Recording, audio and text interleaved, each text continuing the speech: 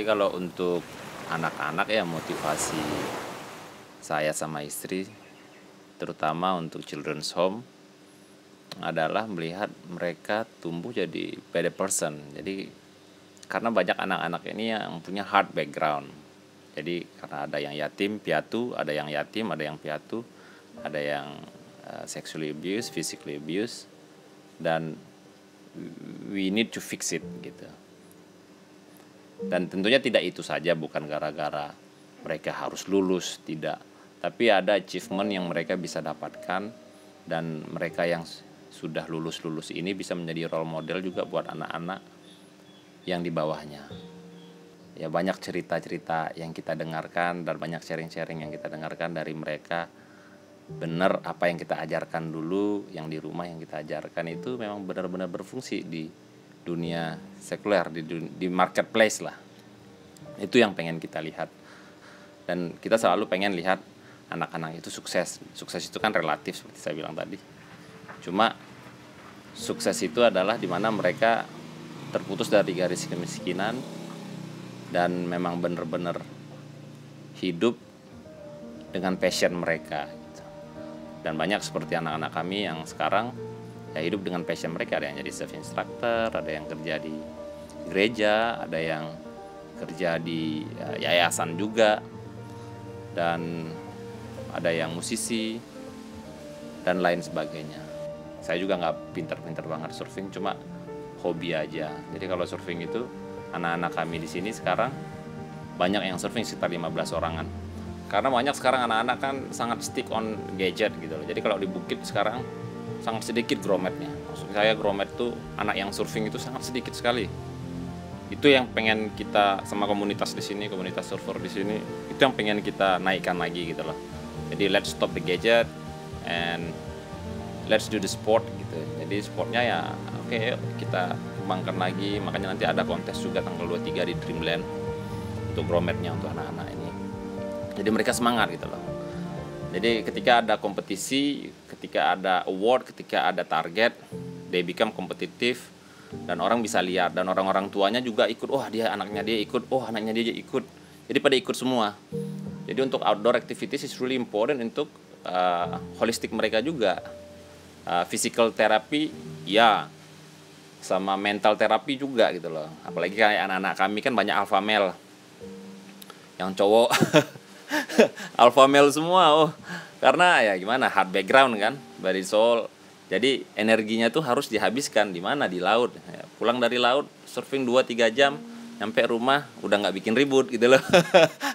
Nggak ada yang berantem, udah capek kan, ngapain berantem, udah capek makan, kerja sedikit kan, bersih-bersih, udah tidur. Besoknya pagi belajar sampai siang, bersih-bersih, pelayanan di rumah, surfing lagi 2-3 jam, kadang 4 jam kalau libur. Pagi surfing, sore surfing, 2 sesi kalau udah libur tuh.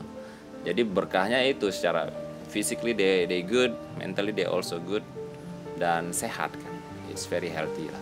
Ini setiap tahun kami ada target. Jadi tiap tahun tuh biasanya anak-anak kami bawa trekking juga, seperti yang tadi Mario bilang, kami bawa trekking. Jadi dulu kami pertama tuh dari Batur tuh, dari yang paling pendek, Batur, Abang, Keijen sempat ke Abang. Habis itu yang terakhir tuh kami yang paling tinggi ya Gunung Agung, 3.100 meter kan.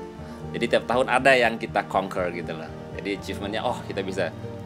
Dan sebelum trekking semua udah harus latihan kan. Satu bulan sebelumnya udah latihan lari, latihan jalan, latihan di tangga green ball itu bolak-balik. Harus persiapan. Jadi pas naik aman, gak ada yang ketinggalan. Hampir setiap hari kita surfing ya. Sore itu hampir setiap hari surfing. Dan di surfing itu ya mereka belajar banyak ya. Ya belajar persistence, belajar harus berani ya, karena harus ada etika juga di surfingnya, harus ada etika, surfing etiket itu di air bagaimana, respect the elder, menghormati orang yang lebih tua di air ya, di laut, dan juga respect the locals. Nah, itu banyak yang mereka pelajari di situ. Dan jika mereka ikut kontes, ya mereka juga belajar berkompetisi, compete, dan mendapatkan teman baru gitu loh.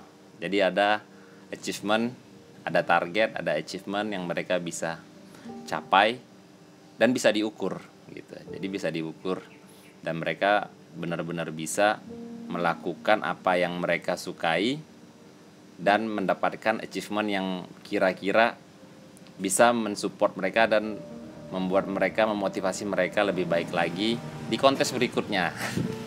Karena kan ya misalnya kontes pertama tidak bisa, kontes kedua tidak bisa, kontes ketiga mungkin bisa gitu mendapatkan juara. Sebenarnya orang banyak memuji kalau kita melakukan banyak hal yang luar biasa, tapi sebenarnya bagi kami berdua, kami merasa sangat diberkati oleh kehadiran anak-anak kami yang ada di Children's Home dan juga orang-orang yang kami layani. Jadi melihat mereka tersenyum, bahagia ketika anak kami itu lulus gitu loh. Ada dan juga di rumah singgah kami yang lain, misalnya anak-anaknya achieve sesuatu, lulus SD, lulus paket A, lulus paket B, lulus paket C yang kita support, masuk ke kuliahan, melihat wajah keluarga itu, melihat bagaimana mereka grateful, cium tangan kita gitu. Bukan itu sebenarnya yang kita kejar, cuma we see the happiness is become our happiness also. Saya rasa itu sih sebenarnya yang menjadi motivasi kami sebenarnya.